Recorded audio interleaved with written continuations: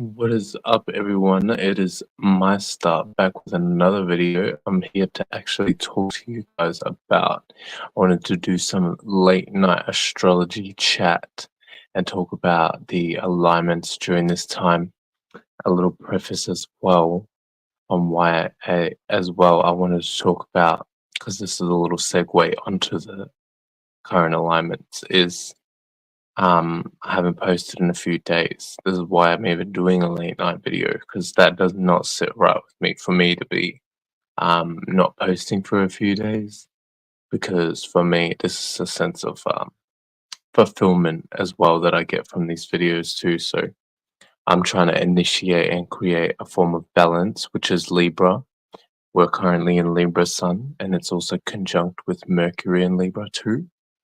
So I'm trying to initiate and create some form of balance or fairness when it comes to my things that I'm passionate about, the things that I'm into, the things that I love and appreciate, because Libra is also ruled by Venus in astrology too. So when I'm noticing my day-to-day things becoming unbalanced in terms of the things that I want to initiate and create and the things that I want to bring balance to, I'm trying to correct that by doing a late night video and come in and do some astrology chat for you guys, because that shit just does not sit right with me. For me to not do videos for that long of a time. I'm actually on holiday in Melbourne at the moment, so I'm visiting family and been enjoying myself and uh, doing quite a few things. So, but at the end of the day, I think a priority of mine is this. So I'm not about to go to sleep and not do a video. Fuck that. So yeah, let's get straight into the Astro. When it comes to Libra, it's all about relating relationships. What kind of stuff are you actually relating to? If you watch my other reading video the other day, you already know a little bit about this. Libra is also an air sign too, so it's about the thoughts, communication, and all that kind of stuff. So um, Libra's ruled. Yeah, I'm pretty sure it's called ruled. Libra's ruled by the seventh house in astrology too. So seventh house is all about relationships. That's the area of astrology that talks about what kind of stuff you're relating to, and it's also opposite to the first house, which is the I am, the personality, your personal affairs, the things you're personally into. So they're like essentially two sides of the same coin in that way. And this is true for a lot of the opposites. Actually, I'm pretty sure all the opposites are like that. They're all two sides of the same coin. So you'd be able to definitely get a good grasp on your own opposite sign if you already know a little bit about your sign, and then you think about what is the opposite of your sign as well. So let's say like my sign is Taurus. So Taurus is about it's ruled by the second house, so it's about values, the things that you have, your gifts and your talents, what you have to offer to the world, and so on and so forth. So a lot of Tauruses are big on values, or if they're not big on values, they eventually lead to live a life where they develop a strong sense of values in certain areas, or are led to doing things that they value more, and so on and so forth. So, and then if you look at the opposite house, what's it called? The opposite house, because obviously values are something that you can offer. That's something that you can give to the world, right? Or when you have values, there's something that you can maintain and develop a form of stability and security. That's also Taurus qualities too. So you know when you have values, that gives you a sense of stability and security on what you actually value. It gives you a sense of stability to be able to uphold what you value, and so on and so forth. So the opposite of this is the eighth house in astrology. And the eighth house is the things you do behind closed doors, occult practices, spiritual stuff, and also death and transformation. So this is like opposite in a way, because when you have values, this is something that you're trying to maintain or bring life to or breathe more life into, right? And so if the opposite is death and transformation, that's something you can already see how that plays out in astrology, so it's um, even though I don't know why that word came out, but yeah, it's about bringing death to certain things. You may value something, but sometimes you may need to bring death to that or allow it to transform into something new, right? So this is that opposite energy playing out with the eighth house and the second house. So if you're in Aries during this time as well, in Libra season, a lot of your actions, because that's the sun, and we're in Libra sun, a lot of your actions may be opposite. It may not be the best way to go about certain things during this time. Okay, so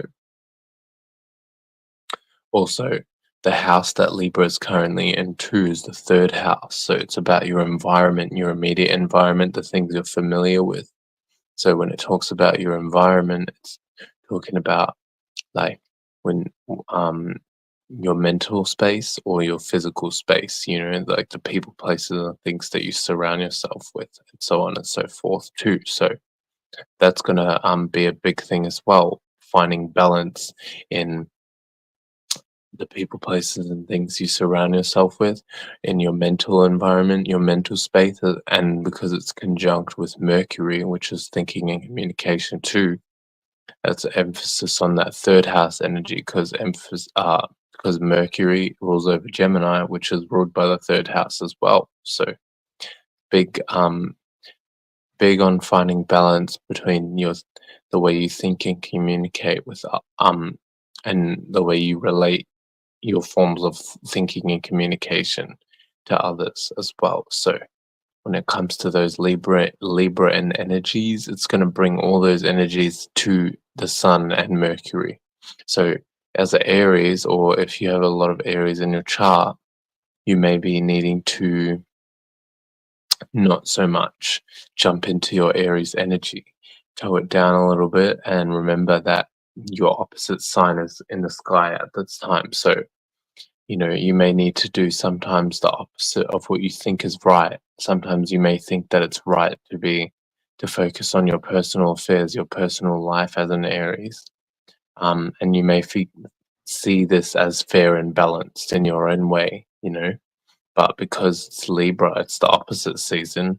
What's fair and balanced may be doing the opposite. You may be needing to be a little bit less personal, a little bit less focused on your personal affairs during this time, and more focused on your relationships or bringing balance to your affairs as well. So instead of focusing so much on personal, you may need to balance it and focus a little bit more on the relatability side of things, So this is also something to keep in mind as an Aries. I'm an Aries rising too, so you know my my actions, my personality as well may be seen in a opposing kind of way during this time.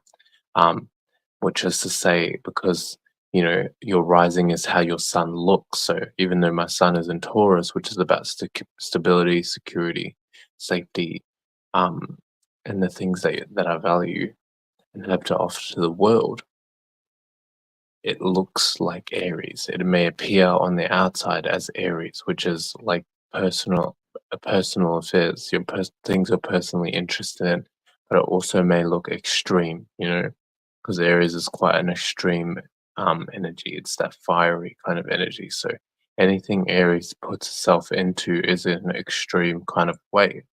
Um, and then the opposite, this is why Libra is the opposite sign too, see how that kind of works. Because I was just talking about balance and fairness and relationships, right? So when it comes to Libra, it's balance and fairness, obviously, but then when it comes to Aries, it like goes more to the extreme energy, which is like the opposite of balance. So you can see how those two things will play out as well. Definitely very good to keep in mind, especially if you are in Aries, because you don't want to get too lost into that extreme personal Aries energy which can be perceived as more selfish during this time. Whereas if we were in Aries season, it'll be seen as more positive, you'll just be seen as doing something more personal to you. But if you're just focused on that during this time, you may be seen a little bit more selfish, or like you're not being fair or balanced in your relationships, or you're not being relatable, or you're not putting your relationships first, and so on and so forth. So these are how these energies can play out. Oh, sorry guys. That's how these energies can play out too during this time. So definitely something to keep in mind. And then we also have it squaring Mars. So and Mars is in Cancer, which is where I can't remember if it's debilitated or in full, but it's to say because Mars is your passions, the way you. I think it's also in a way it can represent you, the way you react and respond to things, but that's also more pertaining to the Moon kind of energy as well. Mars is more of like a secondary energy when it comes to the way you react and respond. But it's more about your passions, your motivations, the things that drive you, the things that push you, right? And so if it's squaring the sun, square is like a learning aspect as well. So it's going to be you learning how to balance your actions with your passions and the things that you're comfortable with as well, because Mars is in Cancer, so it's about comfortability, home and family. So like this is not really energy that Cancer likes to be in when it comes to Mars, and Mars does not like to have Cancer in its energy either, because these energies kind of slightly clash, because your motivations and passions, the things that drive you, they sometimes can be a little bit uncomfortable, push you to push yourself out of your comfort zone, right? Like I'm not so comfortable with doing late night videos, but at the same time, it's good to push yourself out of that comfort zone, because during this time, Cancer would want you to go back into your comfort zone. And so we're learning how to find balance between these things, and balance our actions and the way we think and communicate with our passions, and the things and what how comfortable we are with our passions, or you know how we feel about our passions too. So you may be feeling less passionate at certain points during this time as well about the things that you're already passionate about. But this is the perfect time to exercise your what is it called? Your motivation and your determination to push yourself to go further, push yourself to strive for more when it comes to your passions, because it'll allow you to plant those good seeds for when the next alignment comes through during, what's it called? Scorpio season, and then when we head to Sagittarius season and Capricorn season too. So when you do this, you're able to actually um, reap the benefits more better. Otherwise, if you just kind of, fall into that Cancerian comfortable energy, you'll notice a lot more negative outcomes than positive outcomes, because you're getting distracted. You're getting distracted and you're allowing the alignments to persuade you. But once you can know the alignments and you look at them, you're able to transcend the alignments, and then you can actually utilize them for your benefit rather than allowing them to utilize you for their benefit, which is not to say that they're actually doing this, because these are just energies at the end of the day. They do not have like some like it's not like they're consciously sitting there trying to use you as a person, but it's just explain a way to explain and characterize the energy, because that's really all astrology is. It's just all like characters and energies, learning how to encapsulate energies into characters so that you can kind of use it as a template to understand what is actually going on in the atmosphere, in the space around you, because we're all swimming in thoughts, guys. Like, this is how you can even pick up on someone's thoughts, or read someone's thoughts. When people say that you're reading someone's mind, you're really not reading their mind. We're all just externalizing our thoughts and our feelings and pushing them out into the esoteric waters that we're swimming in, you know, which is just air. You know, air is just a lighter form of water at the end of the day. So when you're pushing out your thoughts and your feelings, you're pushing it out into the air, you're pushing it out into the water around you, right? This is why water also represents emotions in astrology and air represents thoughts, right? Because these things are being pushed out into the atmosphere, into the air, into the water, and so on and so forth. So the more you know that, then you're able to utilize it to your benefit and yeah, see how you can kind of um adjust adjust during this time, you know, adjust and put in the work that you actually want to put into certain things rather than, you know, holding yourself back and allowing cancer to put you back into that comfortable kind of energy. And then you don't end up doing shit for like however long. And now you've got to kind of play catch up because you've got to plant better seeds and like get rid of the old seeds that you already planted during this time, as opposed to if you just utilize and jump into the energy now, utilize and jump into the energy now, then you'll be able to you know, set yourself up for success more in the future and plant better seeds, and your fruit will be more plump when you go to pluck it from its tree, you know, which is not a real fruit. It's just talking about your manifestation, your goal that you want to achieve will be more plump. It'll be it'll have more avenues for you to be able to pluck from, if that makes sense. So yeah, and then also what's it called? The moon is in Virgo too. So when we're in Virgo moon, it's like if you watched my video the other day, Virgo moon. Whew. Sorry about the yawning, guys. Virgo moon is a time where overthinking can be at an all-time high, and Virgo moon during Virgo moon, people tend to manifest a lot of illnesses like headaches, certain sicknesses, and so on and so forth, because you're overthinking about certain concepts and ideas that kind of weigh you down, and you end up manifesting and bringing something into your body. And the reason why is because also Virgo talks about health. It's ruled by the sixth house. So sixth house is representing health, routines and patterns, the things you do on a day-to-day basis.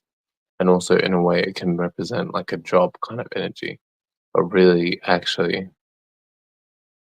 the job energy itself is crafted and brought from the sixth house, you know. So the people who actually invented jobs were actually utilizing the sixth house energy to create a template for them to create jobs, you know what I mean? So that you can work on a day-to-day basis and put a routine and pattern into that, you know. But routines and patterns itself, you know, existed long before jobs, you know. So this is why also when you work at a job or overwork yourself and put yourself too much into a routine or a pattern, it can affect your health as well, you know, mentally or physically. But everything bends in from the mental to the physical. So if your mental health is affected, your physical will soon to be affected as well. But during Virgo moon, this is like the internal, you know, so it's like the way you react and respond. So a lot of your internal will be like externalizing all of that worry energy, all of that negative energy that you may be putting into it, and then that'll manifest into an illness. And that's why it manifests into an illness due to all the other explanation that I just broke down before. So yeah, be mindful during Virgo moon. Direct your overthinking energy in more productive areas. You know, I'll be overthinking about when's the next time I'm gonna make. I'll be overthinking about when's the next time I'm gonna make a video on YouTube. When's the next time I'm gonna be able to. Uh, when's the next time I'm gonna make time for my music and the things that I'm interested in my life. You know, so those are the kind of things that I may be overthinking about.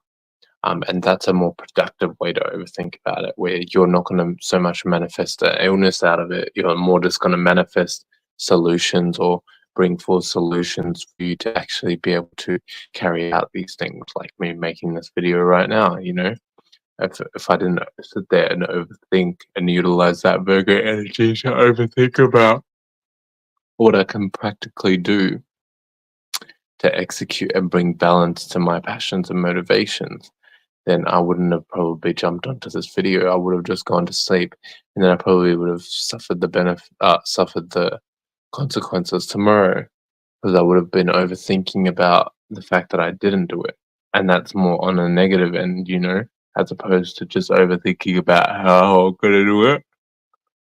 Uh, uh, ugh. And then me finding a solution for it too. I low-key don't want to go to sleep because I want to push myself, but at the same time, I keep yawning during this video, so it's making me think that I should just do as my body is wishing. But yeah, I just wanted to break down some quick spiritual game for you guys, and break down the alignments in the sky right now for anyone who may want to listen, anyone who may want to actually learn about these kind of things too. And also, we've been in Jupiter and Gemini too, just before I end this video. Be mindful of Jupiter in Gemini, because Gemini is also debilitated in Jupiter or in fall, one of those. Either way, they play out similarly, so it doesn't really matter too much about the actual which one it is. It does a little bit, but in terms of this context, I'm just talking about how the energies don't really play out so positively. It can form more of a friction-like energy. However, Gemini and Jupiter, or Mercury and Jupiter, because those are the ruling planets, they do play out more positively than another one, say Aries and Libra, which is what the Sun is right now, and the North Node is in Aries too. So that's an opposite kind of energy, right? So that'll play out a lot more negative because Mars and Venus are more negative interaction, because Mars is more about your passions, your motivations, and like also warlike kind of energies. And then Venus is more about love, what you appreciate and love and value, and what you can compromise with. So these are kind of more harsh kind of energies, harsh planets to be aspecting or opposing in them. But you can still use anything as a benefit at the end of the day. But it's just about being mindful. So if you're experiencing any negative outcomes as an Aries or a Libra, you also know why, because it may be aspecting your planets during this time, where it's opposite to your sign. It's opposite to what you would normally do. It's opposite to the energies that resonate with you. So you may need to jump into a more opposite energy and do things that you may not normally do, right? It's like putting yourself out of your comfort zone kind of vibes. And then because we have Jupiter and in Gemini, this is like again that kind of a little bit opposite kind of energy. So Jupiter's about expansion, experiences, higher learning, and so on and so forth. So when you expand into something, you've developed some kind of experience which has allowed you to grow and expand into something new and jump out of an old cage. It's also about travel as well. And when it comes to Gemini is about thinking and communicating and analyzing and being mutable and adaptable to your own and others' ideas. And it's ruled by Mercury, which is, yeah, again, thinking, communicating, and analyzing. So Jupiter is in a situation, or putting people in a situation, where they're going to be thinking and communicating and analyzing a lot about the experiences that they're going into or the places that they may be traveling.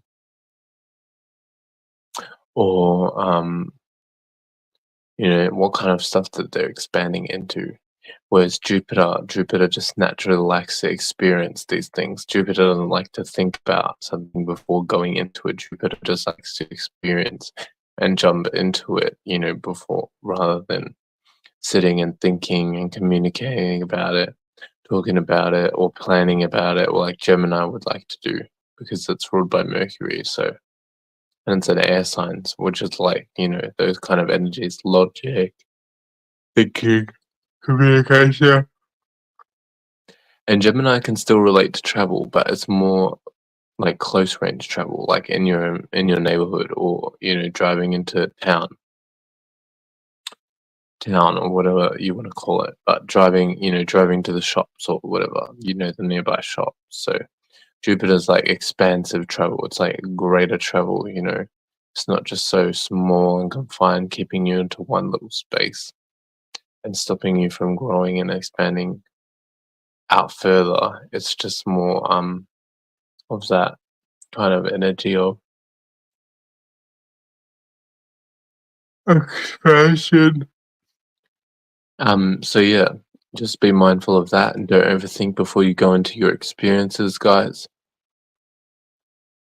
Because Jupiter does not like that, and Gemini is going to want you to do that during this time because it's in Jupiter. So Gemini will be telling you all kinds of shit, like don't go through this experience until you've planned or strategized about it enough, so on and so forth. But the more you're able to fight off those thoughts, the more you're able to create your own new thoughts about the situation and manifest a more positive outcome, rather than allowing Jupiter to take you down with it, because Jupiter's a Gemini. And yeah, that's how you can utilize the energies in the as above alignments during this time. Sorry about my squinting, guys. I'm literally struggling to keep my eyes open. But yeah, um, be mindful of all those energies. And yeah, hope you guys enjoyed. Hope you guys got some main ass knowledge from this. Shout out to everyone who's into astrology. Shout out to other content creators for pushing a good game. And, shout out to Dollar to Pilot Man for teaching me so much about astrology and teaching so many people about astrology and bringing the most truthful, realist knowledge to the world. The original knowledge, the original teacher. Shout out to you. All right. Hope you guys have a beautiful night, guys, and enjoy. Or, if it's not nighttime, I hope you guys just enjoy whatever you are doing. Laters. Mystar.